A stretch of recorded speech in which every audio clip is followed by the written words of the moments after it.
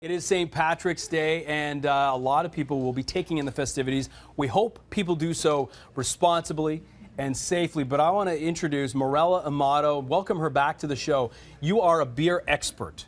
This is the Master Cicerone. Did I pronounce that properly? Yes, Master Cicerone. First of all, how do you get this title? You are the first. This is pretty incredible because you're the first person outside of the United States to be given this. Yeah, and still the only one in Canada. Really? Although there's one in the UK now.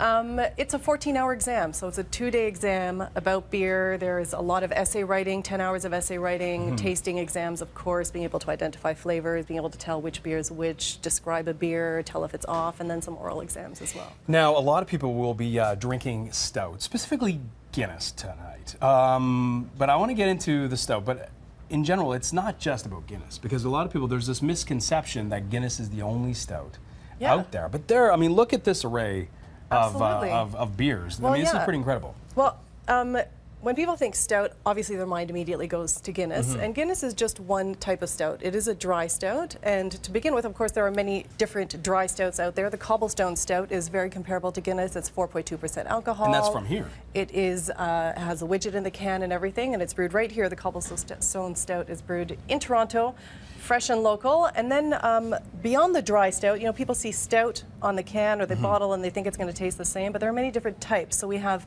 the oatmeal stout, like the McCausland oatmeal stout, which is going to be a little bit more dark chocolate than coffee and just a little bit richer.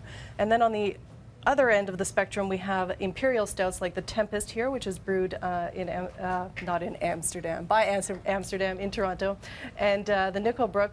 And these two are really high alcohol beers. That's 9%, 11%. Wow. You're going to get really rich notes if you want to give it a nose here. Now, before you, because I want to taste these in a moment. Yeah. But will you explain for those who don't know or are scared of stout, because there's I guess a misunderstanding when it comes to stout. How would you describe it and try to convince people who may not want to go that direction, a beer that is that dark? What would you say? Well, the first misconception about stout, and particularly dry stout, is that it's heavy. And nothing could be further from the truth. A stout is like a Guinness or like the Cobblestone here are 4.2%. And I've always found that 0.2 to be a little conspicuous. And the truth is that if it was just 4% in Canada, it would legally have to be labeled as a light beer. Wow. So in terms of number of calories, it's definitely a lighter beer. Yeah, that's the Canadian Food Inspection Agency that states that. So it is very shy of being a light beer. It is lower in calories, absolutely. So not heavy and less filling because the carbonation is lower. That widget in the can is designed to knock out the carbonation to give you that lovely head of foam. And as it knocks out the carbonation, I think you'll see that they're surprisingly light. This is the Mill Street one. Yep.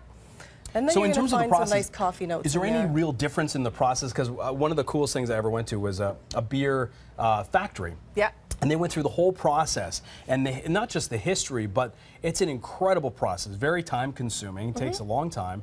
But just describe some of that in terms of, I guess, the appreciation, because I definitely appreciated stouts and beers in a different way than I did before that. Yes, well, the way these beers are made is the same. They just use a different percentage of ingredients. They actually all have similar ingredients as well, with the exception of this one that has a little bit of coffee in it. So the coffee, I mean, in terms of caffeine level, does that give you a bit of a kick? This one probably will. Yeah, this is the Nox Eterna. It is by Black Oak, this one right here. It is brewed with some flaked oats and some coffee and a little bit of smoked malt. Are you getting a hint of smoke in there? They're calling it a breakfast stout. Is there a way to pour the correct stout?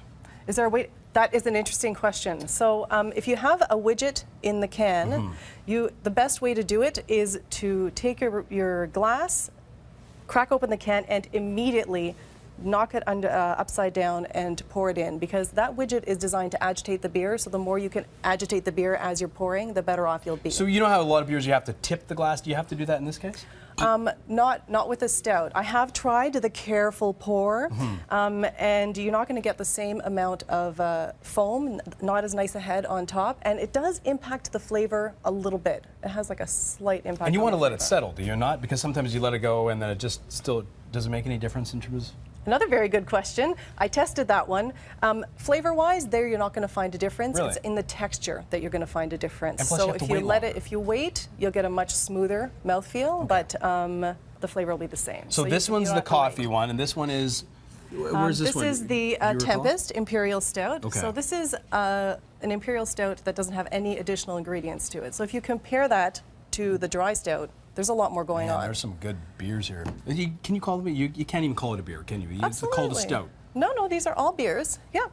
See, I'm learning things. All right, this is amazing. And of course, you wrote a book that gets into this and so many more in terms of the Absolutely. history, in terms of the flavor. And the great thing about beer, kind of like wine, is that you're learning that there's almost no ingredient that you can't get to.